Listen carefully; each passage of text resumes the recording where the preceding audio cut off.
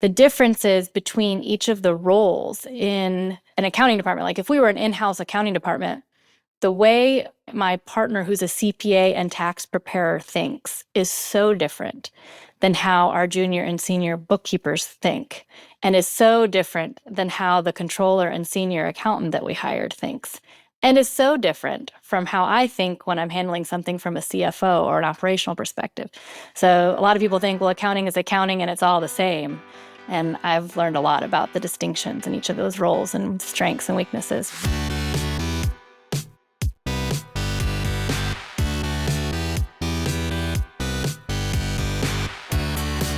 You're listening to The Successful Bookkeeper with your host, Michael Palmer. Listen each week as inspiring guests share their secrets of success to help you increase your confidence, work smarter, and build a business you love. This episode of The Successful Bookkeeper is brought to you by PureBookkeeping.com, the proven system to grow your bookkeeping business.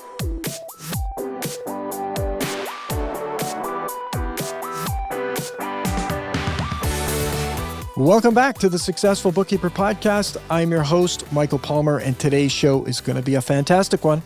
Our guest is the CEO and partner of Financial Stories, Inc., Michelle Quiñonez. Welcome to the show. Hi, Michael. Thank you for having me. It's great to have you. And, I have to say, we were talking just before we got started. I was trying to pronounce your name, and I just get such anxiety. I always mess it up. But it's a lovely name when you say it correctly. But please pronounce it correctly for me one more time. Oh, sure. You did a good job. My name is Michelle Quiñonez. Quiñonez. Yes. It's beautiful. It sort of rolls nice off the tongue. Doesn't look as much, from a predominantly English speaking, that would be, I would pronounce it very differently. So thank you for correcting me. And it's a lovely name. It's got some Spanish letters in there that don't exist in the English alphabet. So that's right. They got to make things complicated, right? Of course. Yeah.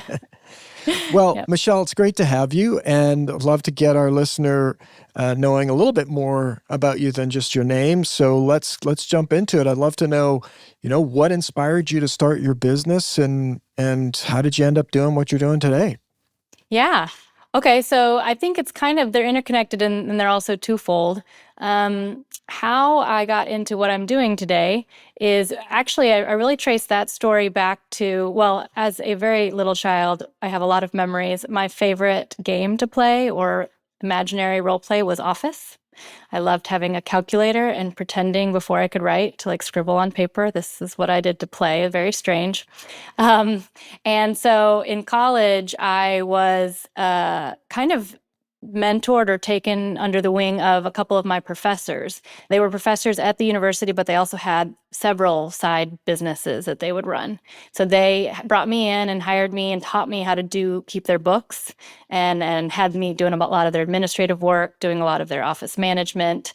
And so I did that all through college. And because of that, ended up changing grad school. I ended up doing an MBA. I was going to do something more related to counseling, but I just found that I was really good at the administrative side of things, and it came easy to me, and I enjoyed it. So I did the MBA, and that's how I ended up in this field of administration, bookkeeping, accounting, all of that. As far as the business entity itself or starting my own company, I was drawn to those professors because I've always been very entrepreneurial. I've always had multiple hustles, or I've only had one full-time job in my life. I've always kind of worked for myself. I don't do well with bosses, I guess you could say. So this has just been an evolution of my journey of having my own little companies and businesses working for myself, and that this is my first foray into I'm not self-employed. I'm creating something that's outside of myself. That's a bigger something. Very cool. Very cool. So you got your MBA, and then it sounds like there was probably some different businesses that you worked in or around, and how long have you been at it now with your business? Financial Stories is 16 months old. So yeah, we're brand new, and it was kind of the brainchild of my co-founder. He had a tax preparation firm, I had an accounting and advisory firm. So, and then we didn't merge the businesses, but we brought those revenues and those clients in to this new entity. And so, counting all of that, my previous firm, I started in 2017. So I've been doing it for a little while on my own. Got it. Very Yep. cool. So what's it been like, when you decided to start? Let's maybe talk about the first business, because this is a new one. The Mm-hmm. first business was on your own, fully on your own. You're now partnered with someone. But what was that first sort of start? How did it come to be? Yeah, I was a stay-at-home mom and had to get back into the workforce, and again, kind of knew myself that I wasn't probably going to go get a job. And I knew administration prior to having kids. I had worked as that was my only full-time job, was working as an administrator and kind of running a large, medium-sized construction company. So I just started doing that on my own for clients, and that grew from there, where I had one or two contractors working for me and with me. And I'm big on personal growth. I do a lot of that on my own. And so I was kind of doing that on the side. And like I said, evolution is a good word, because it just kind of kept expanding. Like, well, maybe I could do this, and maybe I could do this. And so one of the things I encountered often running the accounting side is I would have to deal with tax preparers and tax firms and CPAs external to me. And I didn't like it. I didn't like dealing with these other entities that were difficult to communicate. Kind of the same thing you would hear clients, like their pain points with accountants or CPAs, is it was difficult to communicate. It was difficult to get clear milestones, and it was difficult. The execution was difficult to measure. So I just decided, well, what if we did it all in one place, And that's where I was able to meet my co-founder, and he was on board. He's a CPA. And so we decided to do it all in one place. That's very cool. So, and yeah, you have much more control over it. Now you've been 17 months into it. Mm-hmm. How did it all go? I will say that the first year has been the perfect metaphor for life, where when you're in it, it is a lot and it feels like a lot. And hindsight, that was fun, or I learned a lot, and it feels like a lot of growth. So the first year, I want to say, we spent a lot of time with the logistics, merging systems. How was he delivering services? How was I delivering services? Making sure all of our business operations were working together, communicating with the clients, all the changes. We spent a lot in the first year learning about hiring. I think we laid a lot of really good foundations in our tech stack, because for us, we're a fully remote team. So the tech stack is really important. It's how we interact with clients, and it's how we interact with each other. We laid a really good foundation there. We have a really great employee onboarding process now. So I think we did a lot of foundational things that first year. And it was hard. And hindsight, it was really cool. We did a lot. So That's great. Yeah. Yep. And would you say, was there anything that you were surprised about the starting of the new entity? What was I surprised by? I was definitely surprised by what it takes to find good candidates, to find good people. I'm a good person. My co-founder is a good person. Both of our previous employees followed us. You know what I mean? Like, we had good people, and finding more good people, I was surprised at what that takes. We have an amazing team now. So I'm really happy that we've gotten to where we are.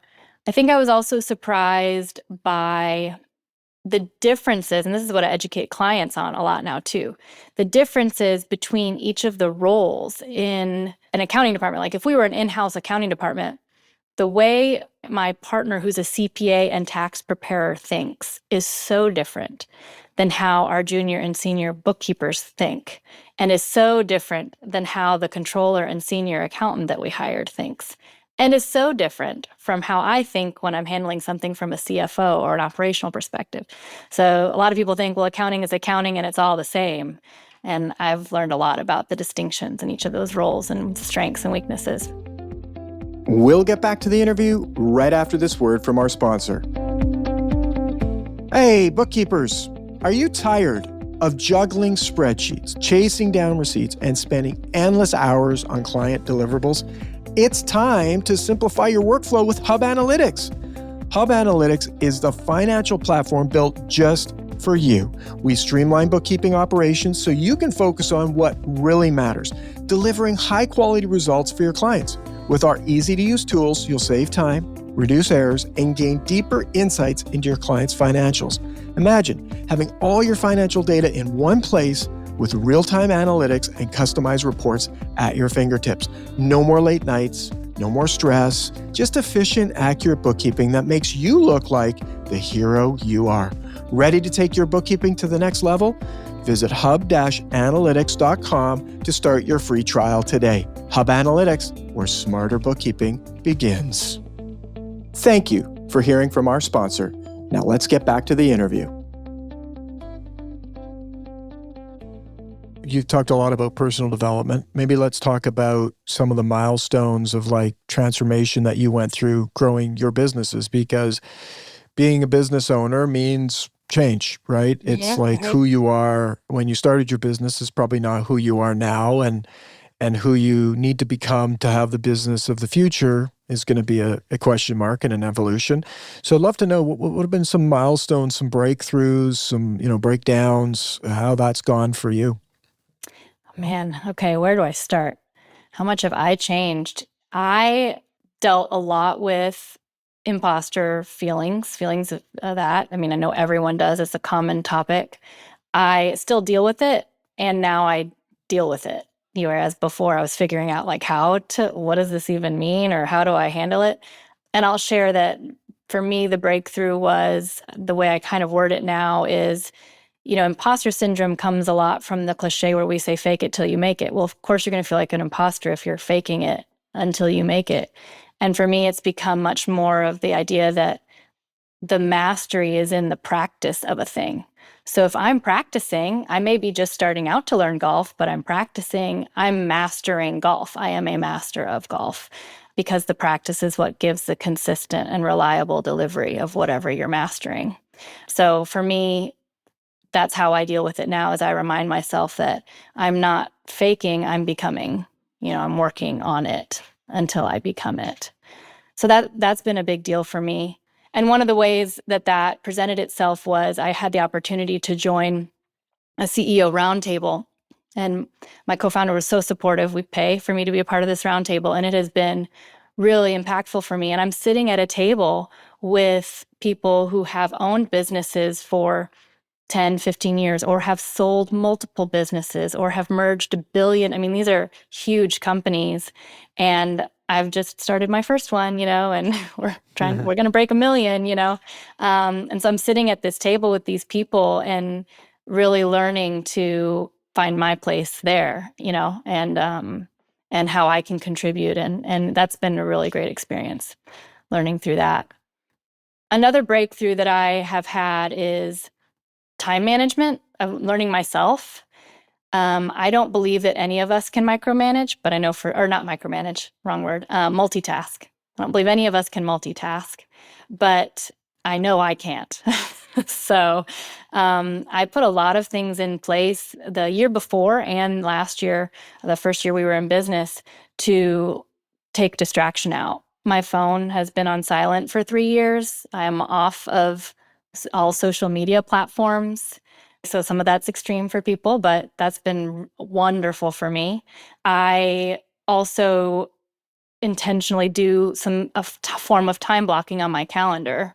The way I do it, though, is I day block. This is a Dan Sullivan technique, but I block days for purpose. So like Monday, Wednesday, and Friday, those days are for networking and internal meetings.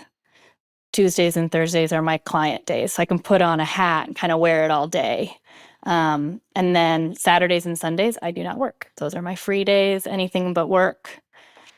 So that has been a big piece of growth for me too, because I would work constantly. I know a lot of us fall into that.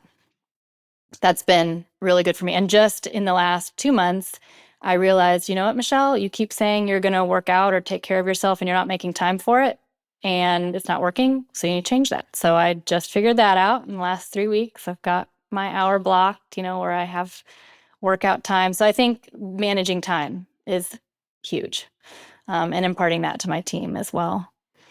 I think those are the main breakthroughs Those for are the me. big ones. Yeah. Yeah. You know, it's great to hear. And the time blocking, it's powerful. All of it, it sounds like some real key things for you. I always think that actually it comes up a lot with my son, and, going through different things, and he plays a lot of hockey, and he's evolving. He's 10 years old. There's a long way to go. There's a long haul here to do anything in life. And when we think of that, overlay that over business, I always say to him, every day that you do something, it's like putting a penny in the bank account, right?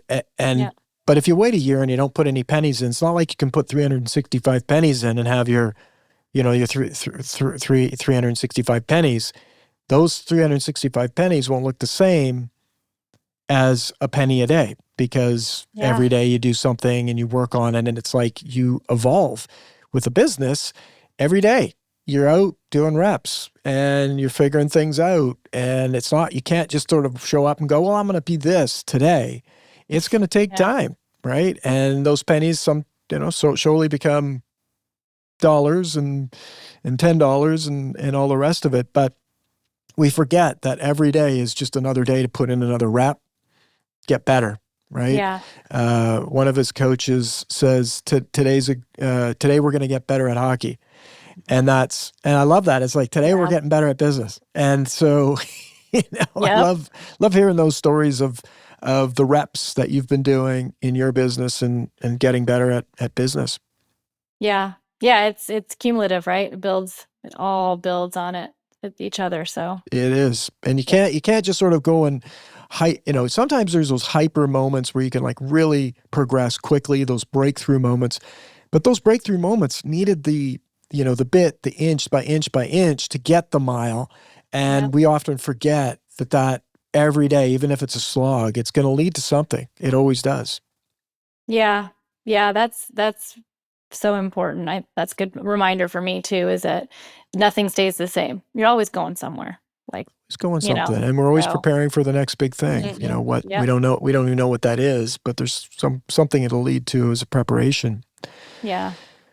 So now I'd love to hear, you've worked with Lisa Campbell I love Lisa Campbell. She's been a fantastic person to work with over the years. And I'd love to hear your story of working with Lisa. How did you get involved, and how was that in terms of your business journey, and how did it impact the things you do? Yeah. I remember when I don't remember how. It might have been through Profit First. I think I had my Profit First certification, and then her name came up in those circles, but I can't remember which chicken or egg happened. But I do remember when I was making the decision, am I gonna, invest? And I worked with Lisa Campbell in her A2A program, which was a accounting firm kind of coaching program, and it was a year long.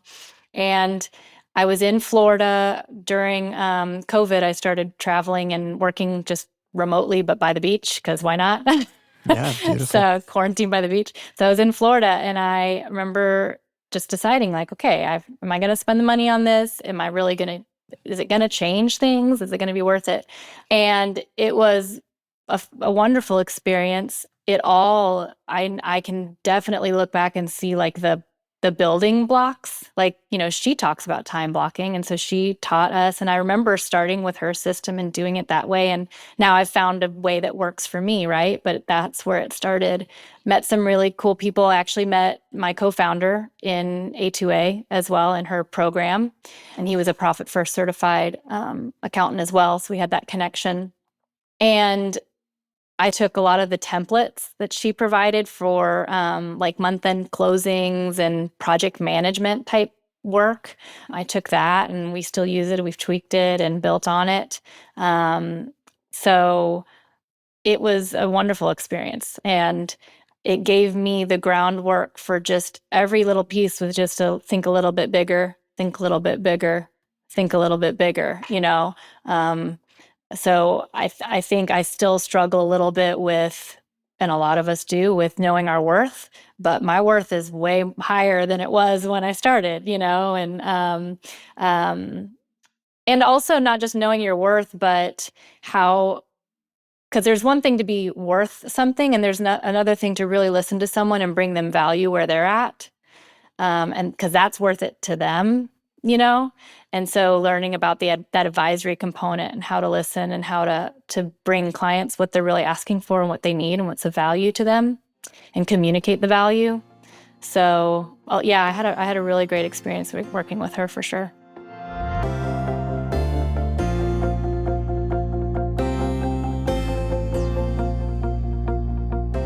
It's great. I do hear that often from past participants, that worth. That is one of the key deliverables, is what you think you're worth going in is going to exponentially increase when you come out of it, which is half the battle when you're thinking about building a business. The greater you value yourself, the more others will value you. And that's a life lesson right across every relationship in our life, right? If we don't value who we are, no one's going to value it. Right? It is. We won't be, Starts even if here. they did, we wouldn't be able to appreciate it, acknowledge it, do anything with it, because we're the weak link, when it comes to that mind. If our mind is not strong, well, it's difficult. But if you surround yourself with those types of people, which is what you're doing with that CEO roundtable as well. Yes. Yep. I think it's one of the most used quotes on the podcast, which is who you are a year from now will be the same, but for the books you read and the people you surround yourself. Now I'm butchering that quote. Of course, I butcher it every time I try to punch it out, but Charlie Tremendous Jones said it, and I should always refresh that one in my mind. But basically, the bottom line is you become the content you put in your head and the people you surround yourself with. And so you're really doing great. You got a great business partner. You've participated in programs like the Accelerate to Advisor Mastermind program, which is filled with people who are working to be the best versions of themselves in business. And now you're working with the CEOs who are as well working at being the best leaders they can be in their life for their businesses and going through what they need to go through. So some really key things there that I think for our listeners to take away is like, look around. Who are you spending all your time with? That's a big indicator of what you're going to look like in a year from now, right? Yeah. You're reading the books, right? Well, if you're not reading any books, you're not taking in any content, well, you're sort of on a raft drifting through the ocean. Where will you show up? Really key things that we can forget about when, doing the daily grind through work and all that good stuff. Yeah. How do you keep yourself focused? And you've got your time blocking, you do that, but like there's life going on. You mentioned that you have families, children, right? How do you balance all of that with what you're doing ongoingly? Well, I do personal growth type things in my personal life as well, and that helps provide some structure. Like I have a buddy accountability person that I talk to every week for like 3 years. Wow. We talk about life, and so I have those structures kind of outside of work as well. And those structures involve just the different ways, the different paradigms that I use to view life and how I handle things. So one of those is the idea of spinning plates. And you see the circus act and they're spinning the plates on the pole, and they have to keep all the plates spinning or one of the plates falls. And so you have to spend time on each one and give it the time that it requires. And so that's kind of the framework that I use for all the different plates and what's important to me.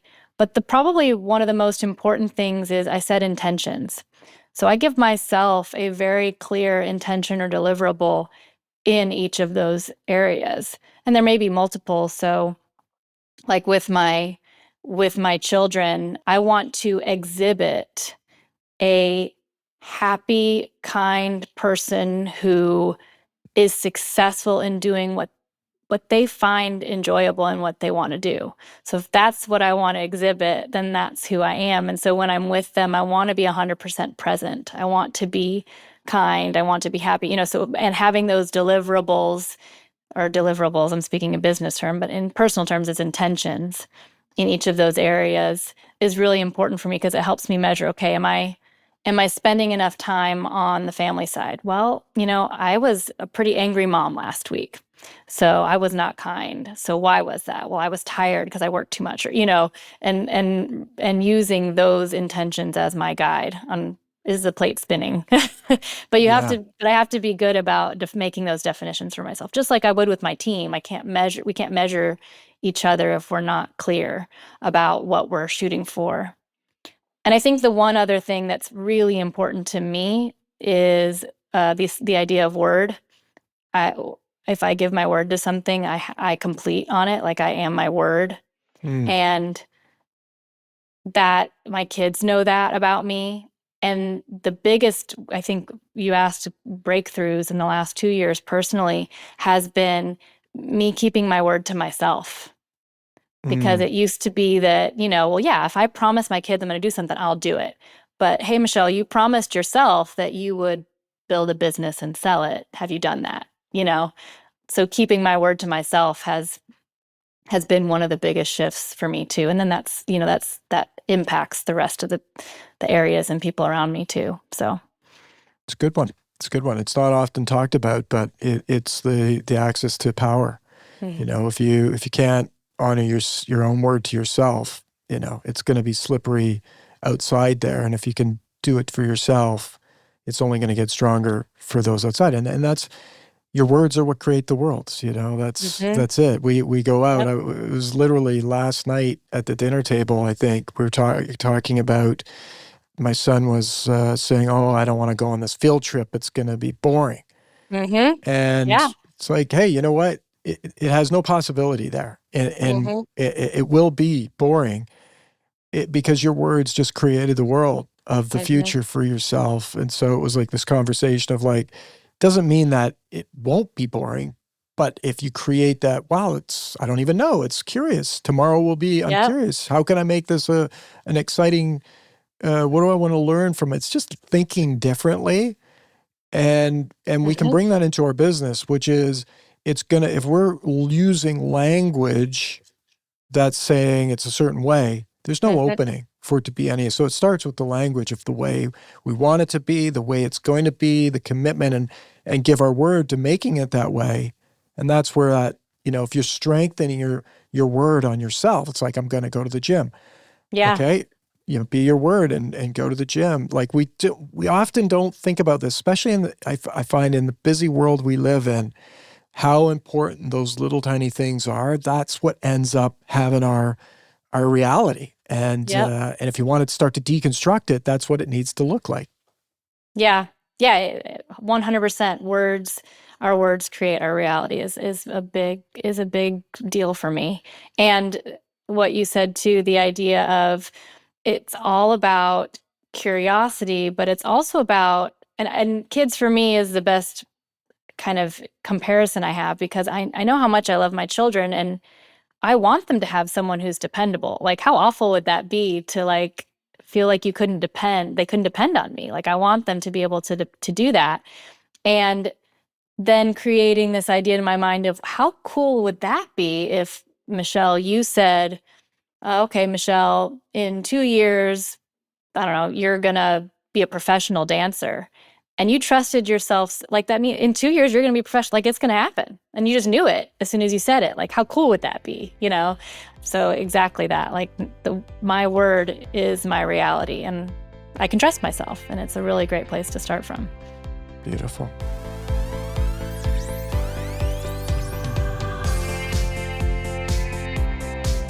Some great stuff. I'd love to get from you some advice or recommendations. Like if there were, key things that you said to our listener, this is a program you should take or a transformational book you could read. What would you recommend for that? And maybe let's focus on the area of transformation or, thinking differently, the mindset. What would be some of the things that you say, oh, this is something I did in my life that was paramount to where I am today? Okay, yeah. And I will say that this is going to be biased towards whatever my favorite is right now. But Mm-hmm. Oh, it does it's change. been a lot. um, I have liked and gotten a lot out of Dan Sullivan and Benjamin Hardy's books recently. So the Who Not How, 10x is easier than 2x. I like those frameworks a lot. And again, that's where I got my day blocking and some of those kind of different ways of doing things. So I highly recommend that series of books. Another thing that that I'm reading right now is, and this is kind of me, but I need some space for creativity.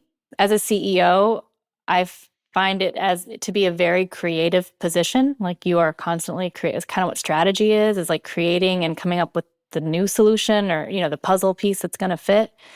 So I'm reading The Creative Act by Rick Rubin. It's made for creatives and artists, but it's their little 2-page chapters, and it's fantastic. But he also speaks to it like in general, like how you perceive the world and how an artist might look at the world and how can you use that. Interesting. So that's been a really good book for me. And I also have a book of poetry that I read every day just to kind of take me out of the black and white type A thinking.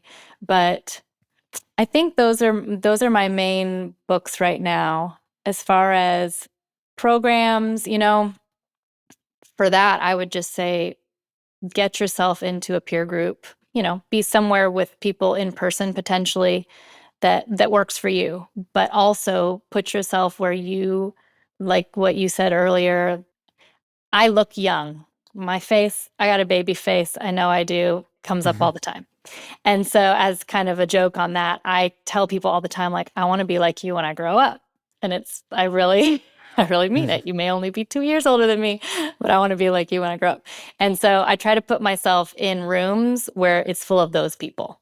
Like they have something that I don't have that I want, or they are something that I'm not yet, or they've done something they haven't done yet, So that's the other encouragement I would have. It's lovely stuff. We've talked about lots of great stuff. Profit first, you're a profit first professional. Yep. Let's maybe not step over that because that's, sure? I imagine, been made a big difference in the way you think about the work that you do. And tell us how you got involved and what that's been like being involved in it. Yeah, profit first. That's happened very closely with A2A. So I can't remember which one came first, or even how I heard about it. But profit first, your audience probably knows, is a cash flow management system. Mike Michalowicz is the innovator and creator of it, and he has a couple other brands related to entrepreneurs and building businesses and scalability. He's a great mentor.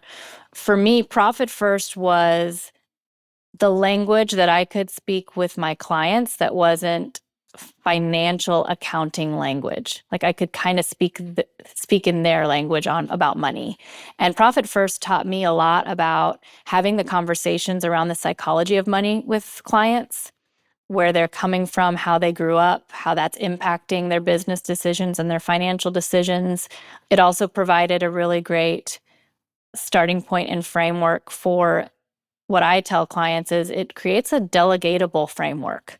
Like if you're using something like the Profit First system and you're doing it correctly and well and consistently, at any point in time, you can just delegate that. It can be off your plate. And I know that that's what a lot of times that's why they're hiring an accounting professional. They're wanting to delegate something. And so giving them the framework to work towards delegating more and more is a big deal, I think. And just working in the Profit First community, the community is amazing. It's collaborative. It's kind of, the tide that rises all boats. And I had a really good experience. I've gone to some of the conferences and just people are really great, very collaborative and helpful and want to help each other out, want to educate each other. What else can I say about Profit First? We also get a decent amount of traction from being a Profit First certified firm. We get the occasional, I haven't heard of that. And then we get the client that's like, I'm coming to you because I want Profit First and I need someone who understands that. So that happens often as well. So I think it's a good just marketing tool. It's a great framework. It's a really good, just useful tool. And yeah, and every client that uses it, doesn't have anything bad to say about it. It helps every time it's used well and consistently. So Fantastic. Yeah, lots of great success stories that come along with that, and it's great. So wonderful that you're involved in that program, and this has been wonderful getting to know you and learn about you. If people wanted to learn more about you or connect with you, what would be the best way for them to do that? Yeah, I have, Financial Stories, our firm has some presence on social media. So we've got a LinkedIn profile, Instagram. I believe we also have an X profile, and we're on Blue Sky. So we've got a couple different of the business type platforms. If you want to interact with me, I have an amazing executive assistant. So she makes sure I see all the emails. So Great. definitely email is a great way to get a hold of me. I also have a newer personal brand. So if you look me up, Michelle Quiñonez, my name, on LinkedIn or Twitter, you could interact with me in that way as well.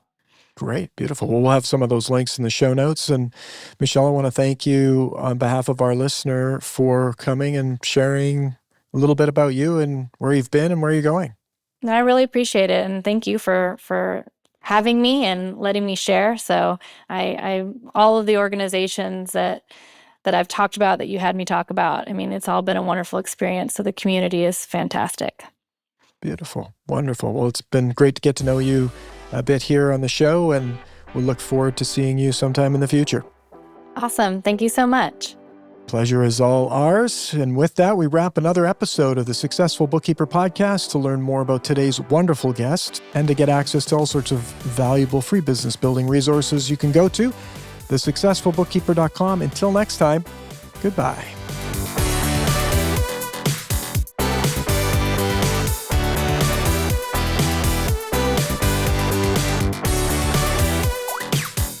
You've been listening to The Successful Bookkeeper with Michael Palmer. For more information and to download the resources mentioned in this episode, please visit us at thesuccessfulbookkeeper.com. Thank you for listening.